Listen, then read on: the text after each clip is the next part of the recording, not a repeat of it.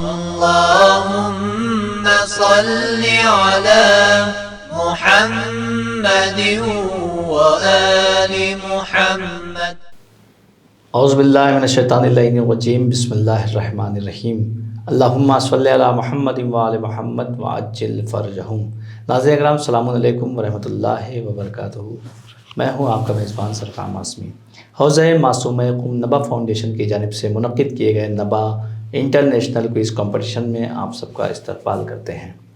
ناظرین، مسلسل تفسیر قرآن کے حوالے سے سوال و جواب آپ کے سامنے پیش کیے جا رہے ہیں۔ آج پھر ہم حاضر ہوئے ہیں تفسیر سورہ حجرات۔ کل کا ایپیسوڈ آپ کے ذہنوں میں محفوظ ہوگا، لہٰذا آج پھر ہمارے ساتھ نبا کے اسٹوڈیو میں موجود ہیں حجت الاسلام والمسلمین عالی جناب مولانا سید وقار حیدر صاحب قبلہ، مدیر حوزہ معصومہ قم۔ السلام علیکم ورحمۃ اللہ وبرکاتہ۔ علیکم السلام ورحمۃ اللہ وبرکاتہ۔ قبلہ، چونکہ اس تفسیر سورہ حجرات کے حوالے سے گفتگو مسلسل ہو رہی ہے، لہٰذا آج کے سلسلے کی گفتگو کو آگے بڑھاتے ہیں، اور آج کا پہلا سوال یہ ہے کہ اللہ کی سب سے بڑی نعمت اور اس کا سب سے بڑا کرم کیا ہے؟ جزاک اللہ۔ اعوذ باللہ من الشیطان الرجیم، بسم اللہ الرحمن الرحیم، وبہ نستعین وخیر معین، وصلی اللہ علی محمد وآل بیتہ الطاہرین ولعنۃ اللہ علی اعدائہم اجمعین۔ ناظرین کی خدمت میں بھی سلام عرض ہے، اور آج کی جو سب سے بڑی بات ہے وہ یہ ہے کہ آج کا جو دن تھا 15 ماہ مبارک رمضان کی تاریخ ہے، اور جس میں ولادت امام حسن مجتبیٰ علیہ السلام کی خوشیاں ہیں۔ خداوند عالم آپ سبھی مومن و مومنات کو مبارک قرار دیں انشاءاللہ تعالی، اور آپ سب کو امام حسن علیہ السلام کے صدقے میں ہمیشہ شاد آباد اور خوش رکھے۔ اور یہ بھی ایک بڑی اتفاق کی بات ہے کہ آج ہم جن آیات کی طرف انشاءاللہ تعالی آگے بڑھیں گے، چونکہ امام صلح و صفا سبز قبا امام حسن مجتبیٰ علیہ السلام کی ولادت کی تاریخ ہے، اور آج انشاءاللہ گفتگو بھی جو ہوگی ابھی اگلے جو آیات آنے والی ہیں ان میں انشاءاللہ تعالی اصلاح اور آپس میں میل جول، امن و آشتی کیسے برقرار کیا جائے، اس کے بارے میں قرآن حکم کیا ہے، اس پر بھی انشاءاللہ تعالی گفتگو ہوگی، اور آج کے حساب سے بہت بہترین مناسبت بھی ہے۔ یہ جو سوال آپ نے کیا ہے یہ پچھلی بات سے تھوڑا سا مربوط ہے، کہ جس میں خداوند عالم نے یہ کہا تھا کہ ایمان کو ہم نے تمہارے لیے محبوب قرار دیا ہے، اور کفر اور عصیان کو تمہارے لیے ہم نے مکروہ قرار دیا ہے، یعنی کراہت ہے فطرت بشر کو، نفس بشر کو، جو انسان کا جو نیچر ہے وہ خود ایمان کو سے محبت کرتا ہے، اور کفر سے اور عصیان سے جو ہے وہ نفرت کرتا ہے۔ تو اگر اب تم ایمان لے کر آ گئے اور اللہ نے ایمان کی دولت سے تمہیں نواز دیا ہے، تو اب قرآن کہہ رہا ہے کہ فضلا من اللہ ونعمتا واللہ علیم حکیم، کہ یہ اللہ کی طرف سے فضل ہے، تمہارے اوپر فضل و کرم ہے یہ خدا کا، ونعمتاً، اور یہ اللہ کی نعمت میں سے ہے۔ تو اللہ نے یوں تو بہت سی نعمتیں عطا کی، لیکن ساری نعمت رہ کر ہی کیا کرے گی اگر نعمت ایمان نہ ہو، ساری دولتیں رہ کر کیا کریں گی اگر دولت ایمان نہ ہو۔ تو لہذا ایک انسان کو اسی لیے دیکھیں الحمدللہ الذی، جو غدیر کے دن بھی لوگ تعریف کرتے ہیں اللہ کی اس بات پر کہ جعلنا من المتمسکین بولایت علی ابن ابی طالب علیہ السلام، تو ولایت علی علیہ السلام کی نعمت اور اس طرح سے ایمان کی نعمت اگر کسی کو ملی ہوئی ہے تو اس نعمت کا شکریہ خدا کی بارگاہ میں پیش کرنا چاہیے۔ بے شک، جزاک اللہ۔ تو اللہ یہ بتائے کہ اگر مومنین کا دو گروہ آپس میں لڑائی ہو جائے یا جھگڑا ہو جائے جسے کہا جائے، جی، تو اس وقت قرآن کا کیا حکم ہے ان کے بارے میں؟ جی، قرآن کریم اس کے بارے میں یہ فرما رہا ہے کہ بسم اللہ الرحمن الرحیم وَإِن طَائِفَتَانِ مِنَ الْمُؤْمِنِينَ اقْتَتَلُوا فَأَصْلِحُوا بَيْنَهُمَا فَإِن بَغَتْ إِحْدَاهُمَا عَلَى الْأُخْرَى فَقَاتِلُوا الَّتِي تَبْغِي حَتَّى تَفِيءَ إِلَى أَمْرِ اللَّهِ فَإِن فَاءَتْ فَأَصْلِحُوا بَيْنَهُمَا بِالْعَدْلِ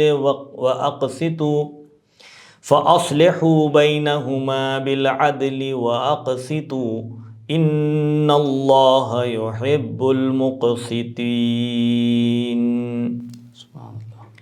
کہ اور اگر مومنین میں سے دو فرقے آپس میں لڑ پڑیں تو ان دونوں میں صلح کرا دو، پھر اگر ان میں سے ایک فریق دوسرے پر زیادتی کرے تو جو گروہ زیادتی کرے تم بھی اس سے لڑو یہاں تک کہ وہ خدا کے حکم کی طرف رجوع کرے، پھر جب رجوع کرے یعنی وہ بات مان لے، اللہ کا حکم مان لے، تو فریقین میں مساوات کے ساتھ عدل و انصاف کے ساتھ صلح کرا دو اور انصاف سے کام لو، بے شک خدا انصاف کرنے والوں کو دوست رکھتا ہے۔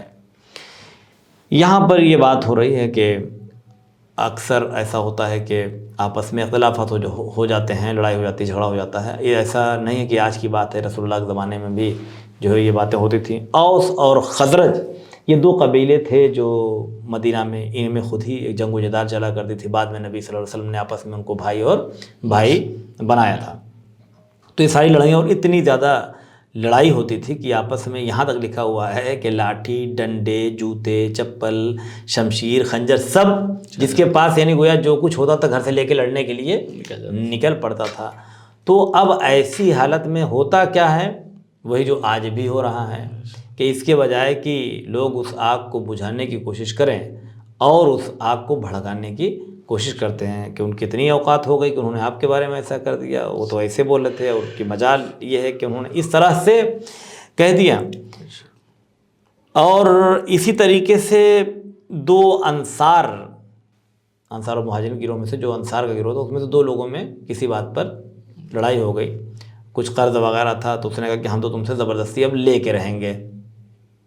تو اس نے کہا کہ ایسے کام کر لیتے ہیں کہ چلتے ہیں رسول اللہ صلی اللہ علیہ وسلم کے پاس اور وہاں پہ کچھ فیصلہ کروا لیتے ہیں۔ اس نے کہا ہم کہیں نہیں جائیں گے، ہم یہی فیصلہ کریں گے اور ابھی فیصلہ کریں گے اور ابھی ہم کو چاہیے ہی چاہیے۔ یہاں تک بات، اور اس نے یہ کہا کہ چونکہ ہمارا قبیلہ بڑا ہے اس لیے ہم تمہارے اوپر چڑھائی کر دیں گے اور تم سے اس وقت لے کر رہیں گے۔ تو وہاں پر پھر دونوں قبیلوں میں جنگ و جدال شروع ہو گیا اور لڑائی شروع ہو گئی۔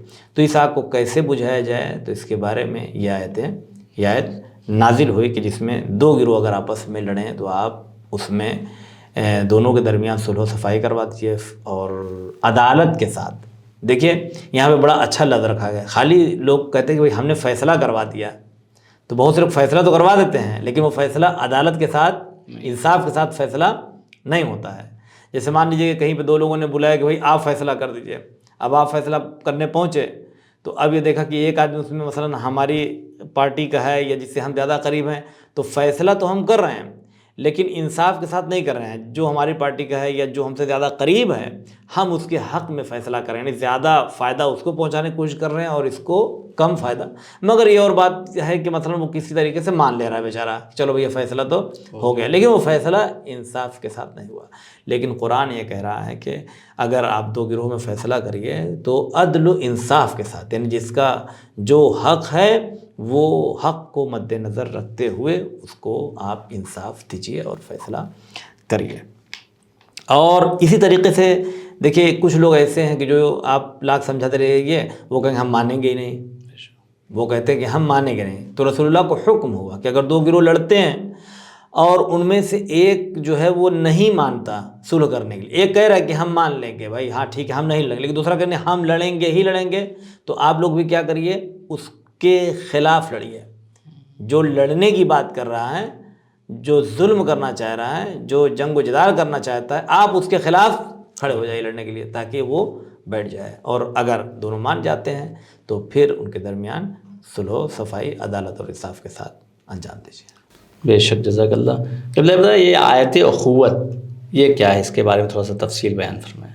جزاک اللہ۔ بہت ہی مشہور آیت ہے، آیت اخوت جسے کہتے ہیں۔ اس سورہ کے امتیازات میں سے یہ ہے، اس آیہ کریمہ میں ارشاد ہو رہا ہے بسم اللہ الرحمن الرحیم انما المؤمنون اخوۃ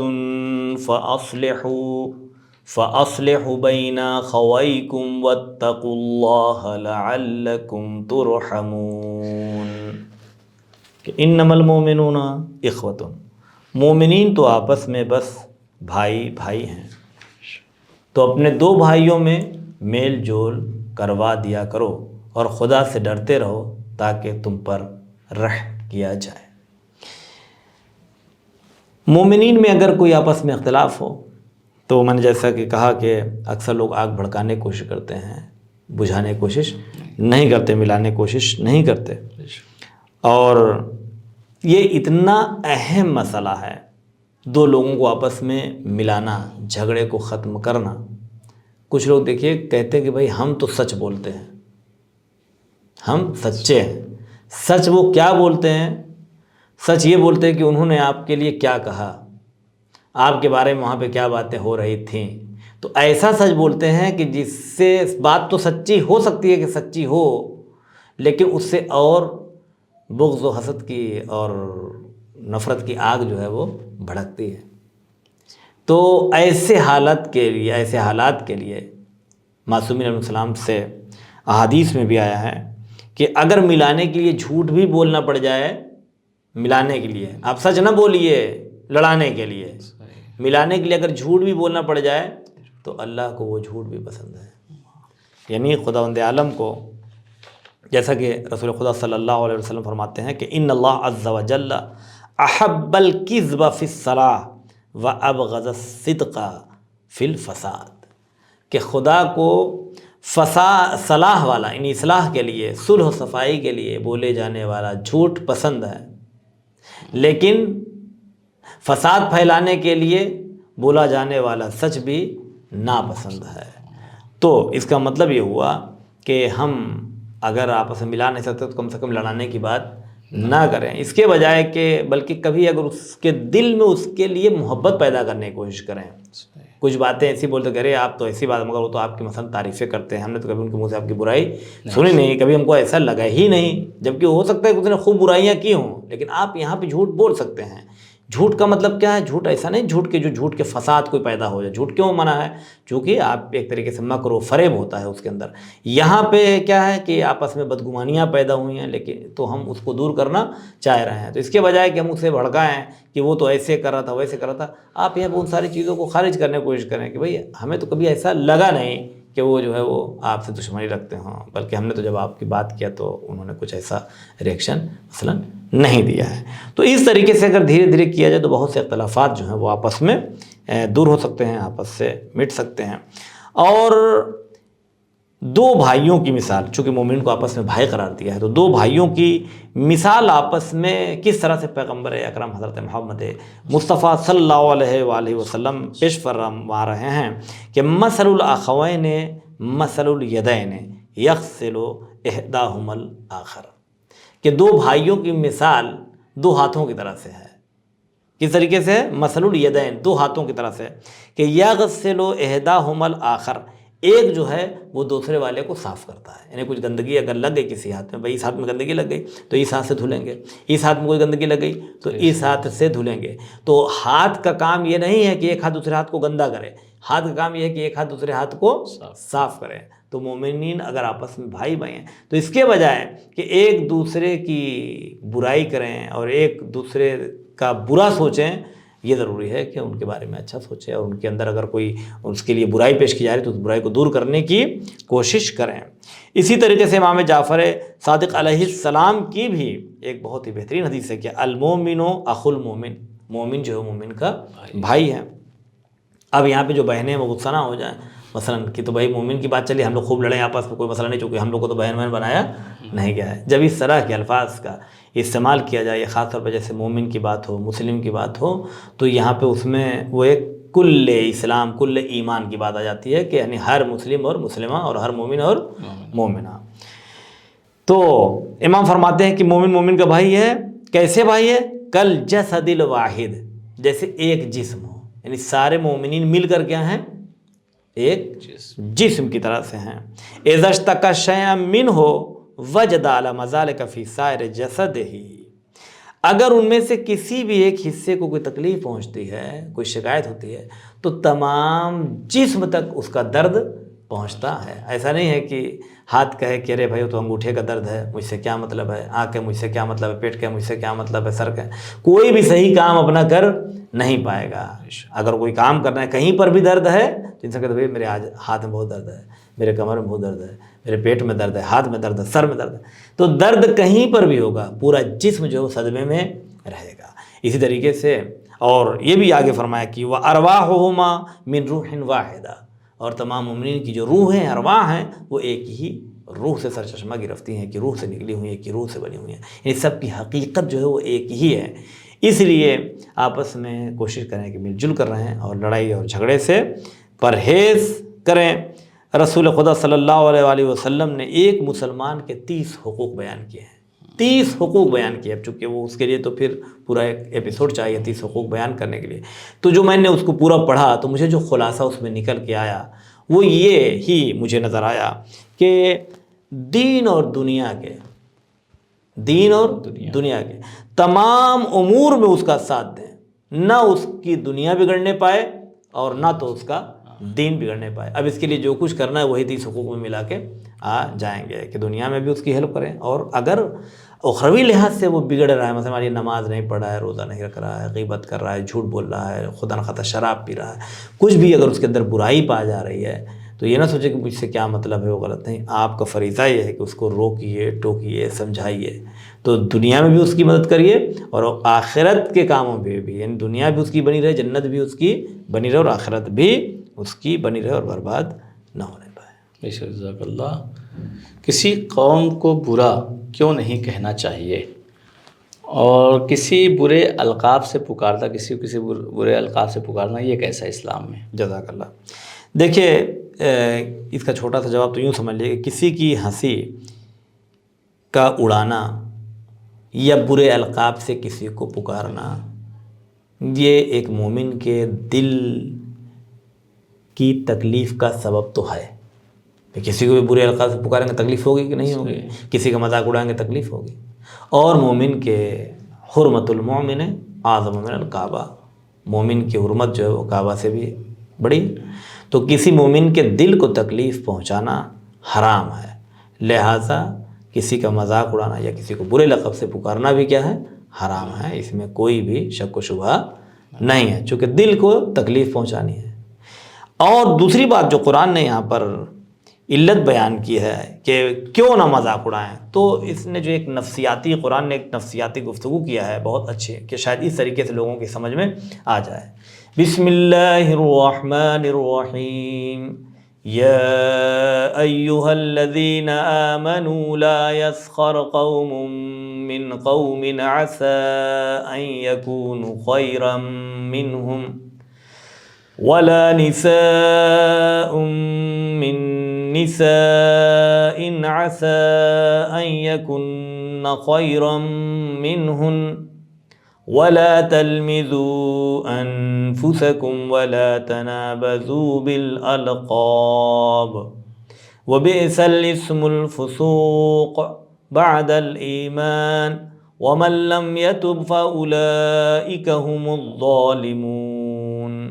اے ایماندارو، تم میں سے کسی قوم کا مرد دوسری قوم کے مردوں کی ہنسی نہ اڑائے، ممکن ہے کہ وہ لوگ خدا کے نزدیک ان سے اچھے ہوں، اور نہ عورتیں عورتوں کا مسخرہ کریں، مذاق اڑائیں، کیا عجب ہے کہ وہ ان سے اچھی ہوں۔ اور تم آپس میں ایک دوسرے کو طانے نہ دو، نہ ایک دوسرے کا برا نام رکھو، ایمان لانے کے بعد بدکاری کا نام ہی برا ہے، اور جو لوگ باز نہ آئیں تو ایسے ہی لوگ ظالم ہیں۔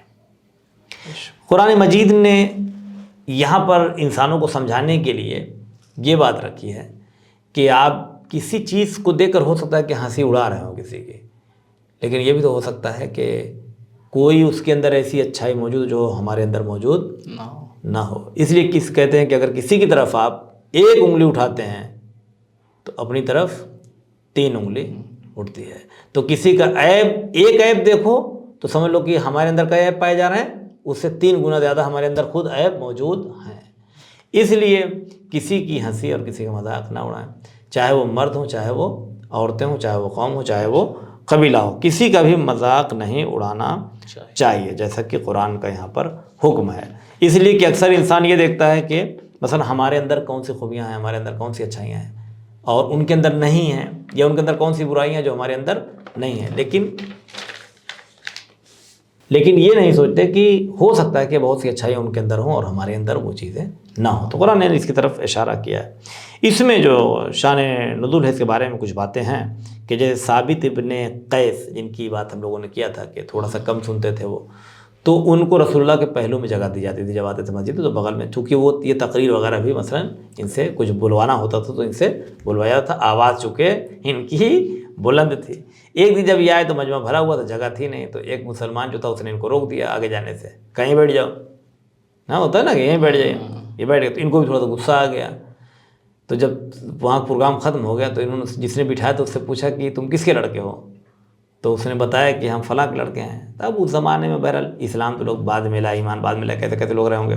تو اس نے جب کہا کہ فلاں کے لڑکے ہیں تو انہوں نے اس کو طعنہ دیتے ہوئے کہا کہ اچھا تم اس فلاں عورت کی اولاد ہو، اس ماں کے بیٹے ہو. تو انہوں نے برے لقب سے اس کی ماں کو پکارا.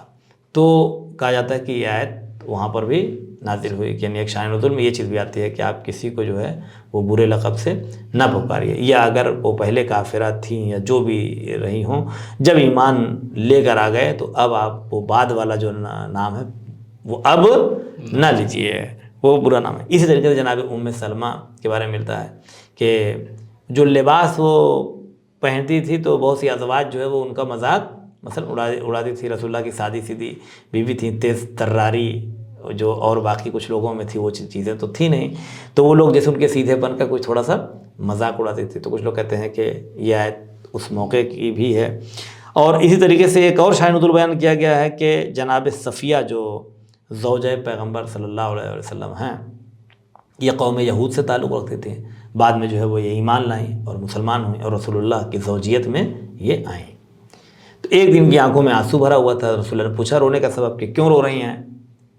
تو جناب صفیہ نے فرمایا کہ یا رسول اللہ میں کیا کروں، جناب عائشہ جو ہیں آپ کی زوجہ وہ مجھے آج یہ کہہ رہی تھی کہ اے یہود زادی، یعنی چین سے وہاں پر بھی لوگ نہیں تھے، اے یہودی کی بیٹی.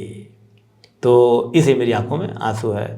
تو رسول اللہ نے کہا کہ تم نے جب انہوں نے یہ کہا تو آپ نے ان سے یہ کیوں نہیں کہا کہ جو تم مجھے کہہ رہے ہو یہود کی بیٹی، تو کیا کہنا کہ میرا باپ جو ہے وہ ہارون ہے اور میرا چچا جو ہے وہ موسیٰ ہے اور میرا شوہر جو ہے وہ محمد ہے.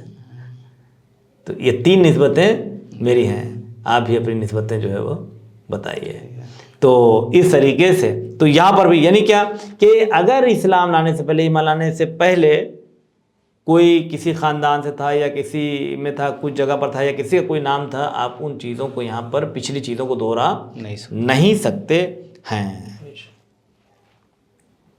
اسی لیے جو القاب کی بات ہے معصومین علیہ السلام کی حدیث میں ہے کہ ہم اپنے بچوں کا لقب پہلے ہی رکھ دیتے ہیں. اگر نہیں رکھو گے کوئی لقب تو لوگ کچھ نہ کچھ پکارنے کا رکھ دیں گے. اب پکارنے والا لقب، اب میں کوئی نام نہیں لوں گا چونکہ کچھ بھی نام لو کسی نہ کسی کا لقب تو وہ رہتا ہی ہے. تو بھائی ایسا نام نہ رکھیے کہ جب اسے مجمع میں پکارا جائے تو شرمندگی کا احساس ہو. نام کیوں نام رکھا گیا، لقب کیوں رکھا گیا؟ یہ عزت بڑھانے کے لیے. القاب کاہے لیے ہوتے ہیں؟ عزت بڑھانے کے لیے. کنیت کس لیے؟ عزت کے لیے کنیت پکاری جاتی ہے. نام نہیں لے رہا آدمی، لقب لے رہا ہے ان کے احترام کے لیے. تو جو چیز اللہ نے احترام کے لیے بنایا ہے وہ چیز ہم بے عزتی کے لیے کرتے اپنے بچے کے لیے. جہاں جہاں پکارا جائے وہ تعویلیں کرتا پھرے کہ مثلا ہمیں یہی اس لیے کہا جاتا تھا کہ وہ مثلا ایسا تھا، ویسا تھا، کیا تھا. تو اس لیے برے القاب سے پکارنا بھی منع ہے، کسی کا برا لقب رکھنا بھی منع ہے. اس گناہ میں برابر کا انسان شریک ہوگا. اور اپنے بچوں کا بھی لقب جو ہے ہمیشہ پہلے ہی اچھا سے ایک لقب رکھ دیں تاکہ کوئی اسے کوئی برے لقب سے نہ پکارے. اور اسی لیے یعنی میں ایک بار پھر تاکید کرنا چاہتا ہوں کہ جیسے جو قوم میں بہت سے جوان افراد ایسے ہوتے ہیں کہ جو اپنے بزرگوں کا مذاق اڑاتے ہیں یا اپنے دوستوں کا مذاق اڑاتے ہیں یا دوسرے لوگوں کا کوئی نہ کوئی نام رکھ دیتے ہیں اور وہ نام مرنے کے بعد تک بھی لوگ اس کا لیتے رہتے ہیں. تو آپ یہ سوچیے کہ قرآن کا صاف حکم ہے کہ کسی برے لقب سے کسی کو نہ پکاریے، اور اگر کوئی پکار رہا ہے تو یہ کھلم کھلا قرآن کی مخالفت کر رہا ہے. بے شک، جزاک اللہ. قبلہ بتائیں کہ بدگمانی سے کیوں بچنا چاہیے؟ جزاک اللہ. دیکھیے بدگمانی یعنی سوء ظن، کسی کے بارے میں الٹا سوچنا، صحیح نہ سوچنا، غلط سوچنا. اکثر ایسا ہوتا ہے کہ کچھ چیزیں ہمیں ایسی نظر آتی ہیں کہ جیسے لگتا ہے کہ مثلا یہی چور ہے، یا اسی نے برائی کی ہوگی، یا اسی نے کہا ہوگا۔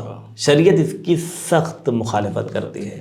اگر کہا بھی ہے تو آپ نہ مانیے کہ کہا ہے، مان لیجیے کہا ہے مگر آپ نہ مانیے کہ کہا ہے، اس میں زیادہ بھلائی ہے۔ چلے جائے کہ ہم اس چیز کو مان لیں کہ ہاں کہا ہے، اس میں زیادہ برائی ہے۔ اگر کہا بھی ہے اور ہم یقین کر لیں کہ کہا ہے تو اس میں فساد زیادہ ہے، اور اگر کہا ہے اور ہمیں لگے کہ ہاں کہا بھی ہوگا مگر ہم یہ سوچیں کہ اس نے مثلا نہیں کہا ہے، تو اس میں فساد کم ہے اور بھلائی زیادہ ہے۔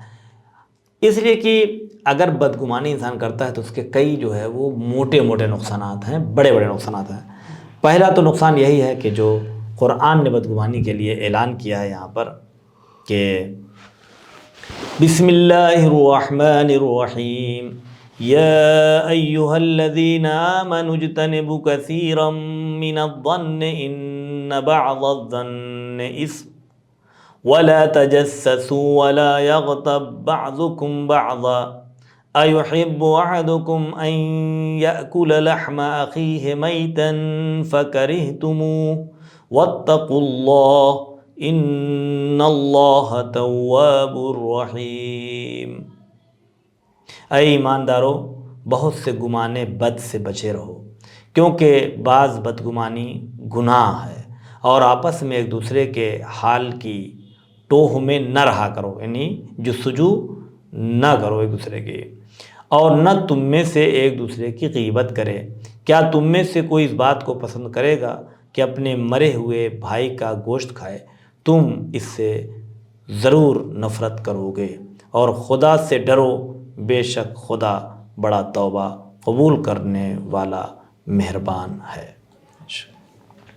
تو قرآن نے جو سوء ظن کے بارے میں کہا، پہلی چیز تو یہ کہ بہت سے سوء ظن گناہ تک پہنچا دیتے ہیں، چونکہ اس نے کیا نہیں اور ہم کسی کے بارے میں اگر غلط تصور کرتے ہیں تو یہ کیا ہے؟ یہ گناہ ہے۔ کوئی چور ہے نہیں، ہم اس کو چور مشروع کر دیں، اس نے چورایا اس نے چورایا تو گناہ ہو گیا نا، کسی پر الزام ہو گیا۔ تو بہت سے سوء ظن ایسے ہیں کہ جو گناہ کی حد تک ہے۔ تو پہلا نقصان کیا ہے کہ انسان گناہ میں مبتلا ہو جاتا ہے، اور دوسری چیز یہ ہے کہ بدگمانی جو شرمندگی کا سبب بھی ہوتی ہے۔ جیسے کہ کسی کو چور سمجھ لیا اور اس کو پکڑ رہے ہیں، مالک کو جان پہچان ہے آپ کی، یہ کچھ نہ کوئی قریبی ہے، کچھ بھی ہے یا نہیں بھی ہے، کسی پر شک کیا اور اس کا جو ہے اچھے سے ایک دم یہ سمجھتے ہو کہ بس اسی میں ابھی سامان نکل آئے گا اور بعد میں نکلا نہیں ہے، تو وہاں پر کیا ہوگا؟ شرمندگی ہوگی۔ یا یقین ہو کہ انہوں نے ہی کہا ہے، یہ بات کہا وہاں تک پہنچتے بعد پتہ چلا کہ کہا ہی نہیں ہے، اور اس بیس پر مثلا ہم نے کچھ بھی کر لیا ہے اور کہا ہی نہیں ہے، تو یہ بھی کیا ہے؟ انسان کے لیے احساس شرمندگی کا سبب بنے گا۔ کوئی بھی اگر ہم اس کا ریئیکشن لیتے ہیں یا اس پر کوئی ایکشن لیتے ہیں تو اس میں انسان کو شرمندگی ہوگی اگر ایسا نہیں ہوا، چونکہ سوء ظن اکثر احتمالات کی بنا پر ہوتا ہے، یقین نہیں ہوتا۔ اسی طریقے سے انسان ڈر اور خوف میں مبتلا رہتا ہے ہمیشہ۔ جب کسی پر آپ کو یقین ہی نہیں ہے، سب سے آپ بدگمان ہیں، تو ہمیشہ ڈر اور خوف میں رہیں گے نا، کہیں وہ پیسہ لے کے مثلا بھاگ نہ جائے، کہیں مثلا وہ چوری کر نہ لے، کہیں وہ میرے بارے میں کچھ کہہ نہ دے۔ تو ہر وقت جب ہر انسان سے انسان بدگمان رہے گا تو کیا ہوگا؟ اسی لیے امام علی علیہ السلام فرماتے ہیں کہ من لم یحسن ظنہ استوحش من کل احد، جو اپنے ظن کو، جو اپنے گمان کو اچھا نہیں بنائے گا، یعنی سب سے حسن ظن نہیں رکھے گا، سب کے بارے میں اچھے خیالات نہیں رکھے گا، تو کیا ہوگا؟ ہر ایک سے اس کو وحشت ہوگی، ہر ایک سے وہ خوفزدہ رہے گا، کیونکہ وہ کسی پر اس کو بھروسہ ہے ہی نہیں۔ جو کسی بھروسہ نہیں ہے، کسی پر یقین نہیں ہے، تو اس سے انسان ہمیشہ تنہا اور پریشان حال رہے گا۔ تو کل ملا جلا کر یہ ہوا کہ جب تک 100% یقین نہ ہو، 100% یقین کب ہوگا؟ جب تک اپنی آنکھوں سے دیکھے نہیں یا دو عادل گواہی نہ دیں، تب تک وہ سب سوء ظن ہی مانا جائے گا۔ جب تک کتنا بھی کوئی آپ سے کہتا رہے، بولتا رہے، بتاتا رہے، ادھر سے سنیے، ادھر سے اڑا دیجئے، کان مت دھریے لوگوں کی برائی پر۔ کوئی کچھ بھی کہے، کسی کے بارے میں کہے، ادھر سنے آدمی ادھر سے اڑا دے، جب تک کہ خود اپنے کان سے نہ سنے یا دو عادل گواہی نہ دیں، وہ سوء ظن مانا جائے گا۔ سوء ظن اور حسن ظن کی گفتگو جب بندوں کے بارے میں آتی ہے تو خدا تک بھی پہنچتی ہے، کہ کہا گیا ہے حدیث میں کہ اللہ سے ہمیشہ حسن ظن رکھو، خداوند عالم سے ہمیشہ نیک گمان رکھو، کسی بھی حال میں آپ ہیں تو یہ مت سوچیے کہ اللہ نے میرے ساتھ بڑا برا کر دیا، یہ سوچو کہ اللہ نے اگر ہمیں اس حال میں رکھا ہے تو ضرور اس میں کوئی نہ کوئی مصلحت پروردگار ہوگی، اور بہت بہترین اس کا نتیجہ مجھے ملنے والا ہے، بہت زبردست کوئی نتیجہ نکلنے والا ہے، کوئی میرا بہت بڑا اس میں فائدہ جو خداوند عالم نے مجھے ایسے رکھا ہے۔ تو اب یہ سوچیں کہ جب خدا بھی یہ دیکھتا ہے کہ بندہ یہ سوچ رہا ہے کہ بہت بڑا فائدہ تو اس کا کوئی نہ کوئی بڑا فائدہ کرانا ہی پڑے گا، اور اس کا بڑا فائدہ ہو بھی جائے گا۔ تو ہر حال میں یہ سوچیے کہ اللہ میرا کوئی نہ کوئی ایک اچھا فائدہ کرنے والا ہے، میرے حق میں یہی بہتر ہے، اگر دنیا کے لیے نہیں بہتر تو آخرت کے لیے ضرور اس میں کوئی نہ کوئی میری بھلائی ہے، تو اللہ اس سے دنیا کی بھی بھلائی نصیب کرتا ہے، آخرت کی بھی بھلائی نصیب کرتا ہے۔ قیامت کے دن اسی طرح سے کچھ لوگ جب جہنم کی طرف پکڑ کے لے کے جا رہے ہوں گے تو کچھ مڑ کے پیچھے دیکھ رہا ہوگا ایک شخص، تو فرشتے کہیں گے اب پیچھے مڑ کے کیا دیکھ رہا ہے؟ تو کہا کہ مجھے اللہ سے نیک گمان تھا، میں نے دنیا میں اللہ سے نیک گمان رکھا تو اللہ نے مجھے وہاں مایوس نہیں کیا، ویسے مجھے آخرت میں بھی اللہ سے نیک گمان تھا کہ وہ مجھے بخش دے گا اور مجھے جو ہے وہ جہنم میں نہیں ڈالے گا، وہ بڑا کریم ہے، میرا معبود رحم کرنے والا ہے، مجھے اس کی رحمت کا یقین تھا، لیکن یہاں تو میں دیکھ رہا ہوں کہ مجھے تم لوگ پکڑ کے جہنم میں لے کے چلے جا رہے، تو میں وہی حسن ظن کو تلاش کر رہا ہوں اور اللہ کی رحمت کو دیکھ رہا ہوں۔ تب آواز آئے گی کہ اس کا گمان میرے لیے کیا ہے، یہ نیک تھا اور میرے لیے حسن ظن رکھتا تھا، اس لیے اس کے حسن ظن کو قائم رکھو اور باقی رکھو، اور یہ جیسا سوچ رہا تھا وہ میرے بارے میں ویسے اس کے ساتھ انجام دیا جائے۔ اسی طریقے سے حسن ظن کے بارے میں ایک واقعہ ملتا ہے کہ یعنی آپ اللہ سے حسن ظن رکھیے، دیر ہو سکتی ہے، خدا کہ دیر ہے لیکن اندھیر نہیں ہے۔ خدا کے بارے میں جیسے جناب ابراہیم علیہ السلام اور ایک عابد کا واقعہ ملتا ہے کہ جناب ابراہیم جو ہے اکثر طبیعت میں اور اس دنیا میں ادھر ادھر ٹہلا کرتے تھے، جنگلوں میں، آبادی میں، تاکہ عبرت لیں چیزوں سے یا لوگوں کو دیکھیں تو اس سے کچھ حاصل کریں۔ تو انہوں نے دیکھا کہ ایک عابد جو ہے وہ عبادت کر رہا ہے، تو اس کی عبادت میں انہیں بڑا اچھا لگا کہ مطلب بڑے خلوص کے ساتھ عبادت کر رہا ہے، تو انہوں نے سوچا کہ نہیں مجھے اس کے ساتھ کچھ ٹائم بھی گزارنا چاہیے۔ عبادت جب اس نے کر لیا تو انہوں نے پوچھا کہ بھائی تو جو عبادت کرتا ہے مجھے بہت اچھا لگا اور میں تیرے ساتھ کچھ ٹائم رہنا چاہتا ہوں اور چاہ رہا ہوں کہ میں تمہارے گھر چلوں۔ تو کہا کہ حضور چل تو سکتے میرے گھر، آپ چلتے میں ضرور لے جاتا، لیکن مجبوری کچھ ایسی ہے کہ اپنے گھر میں ہی جا سکتا ہوں لیکن آپ نہیں جا سکتے۔ کہا کہ میں کیوں نہیں جا سکتا ہوں؟ کہا اس لیے کہ میرے گھر کے راستے میں ایک دریا پڑتا ہے اور میں جو ہے اس دریا کے اوپر سے چل کے پار ہو جاتا ہوں، لیکن آپ پار نہیں ہو پائیں گے۔ کہا رے بھائی تو کیسے پار ہو جاتا ہے؟ تو اس نے کہا کہ میں بسم اللہ کہتا ہوں اور دریا عبور کر جاتا ہوں۔ تو جناب ابراہیم نے کہا کہ جو خدا دریا سے تمہیں پار کرا سکتا ہے وہی خدا مجھے بھی دریا سے پار کرا دے گا انشاءاللہ تعالیٰ، چلو جب چلنا ہوگا چلیں گے۔ دوبارہ دونوں لوگ چلے، عابد نے بسم اللہ کہا، پار ہو گئے، جناب ابراہیم نے بھی بسم اللہ کہا اور پار ہو گئے۔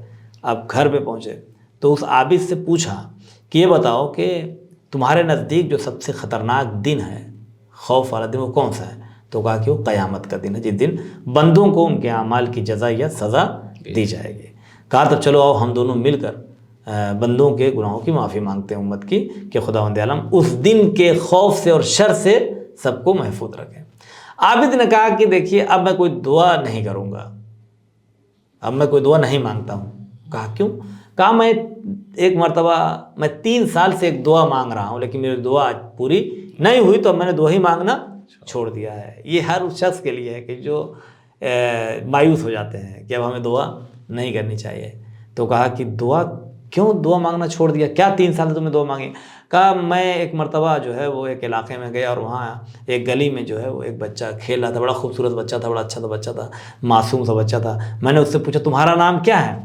اس نے کہا کہ مجھے اسماعیل کہتے ہیں اور میرا بیٹا خلیل خدا، اور مجھے اسماعیل کہتے ہیں اور میں جناب ابراہیم خلیل خدا کا بیٹا ہوں، یعنی میرے باپ جو ہیں جناب ابراہیم علیہ السلام ہیں۔